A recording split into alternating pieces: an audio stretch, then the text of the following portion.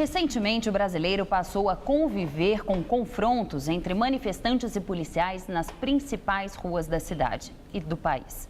E muito tem se falado sobre a utilização das armas consideradas não letais, como as que usam balas de borracha.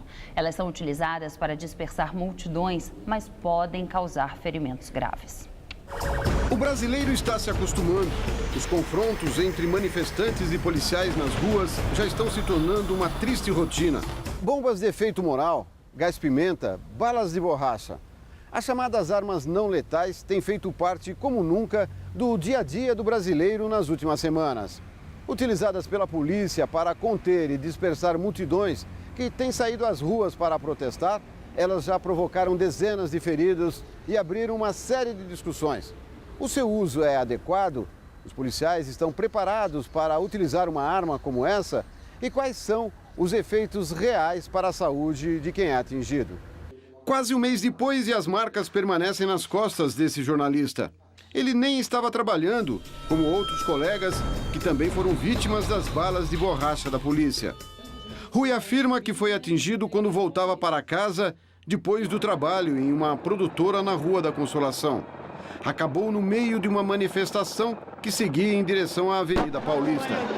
O tiro foi dado a esmo, né? Quer dizer, se o intuito era coibir a manifestação, foi totalmente infrutífero, porque acertou alguém que não fazia parte daquele momento ali. Você tentar coibir uma manifestação com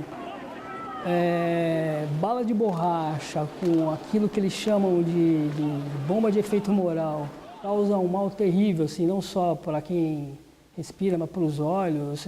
Você fica completamente impotente ali naquela situação, né? Não sabe como reagir.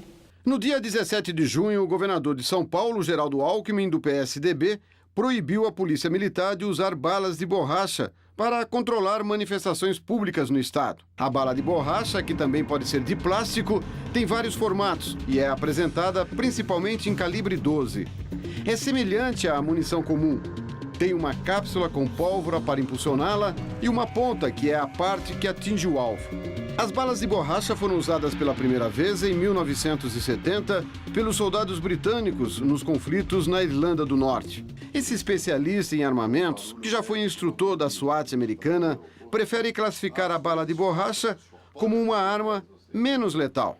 O que existe aqui é o que pode ser utilizado, que a gente conhece. A bala de borracha parece que é o vilão dessa história, né? Em outros países, como eu já vi no Chile e na Alemanha, por exemplo, se utiliza jato d'água, com muita pressão, que também pode machucar. O uso indiscriminado das chamadas armas não letais, principalmente as balas de borracha, tem preocupado os médicos. Paulo Saldiva, professor da Faculdade de Medicina da USP, avalia que os riscos são grandes, principalmente se a vítima apresenta algum fator de risco, e que o melhor mesmo seria não utilizá-las. As balas são projéteis de alta velocidade, mas que não são perfurantes. Elas visam provocar um impacto e a pessoa sair. Mas tem estruturas como o olho, tem estruturas como a boca, os ouvidos. Mesmo pessoas de mais idade, pegando um osso como a costela, podem desenvolver uma fratura. Enfim, são instrumentos que, em geral, não são feitos para matar, mas em alguma circunstância infeliz, dependendo de como você interagiu ou das suas condições de saúde, podem levar a uma doença, eventualmente até a morte.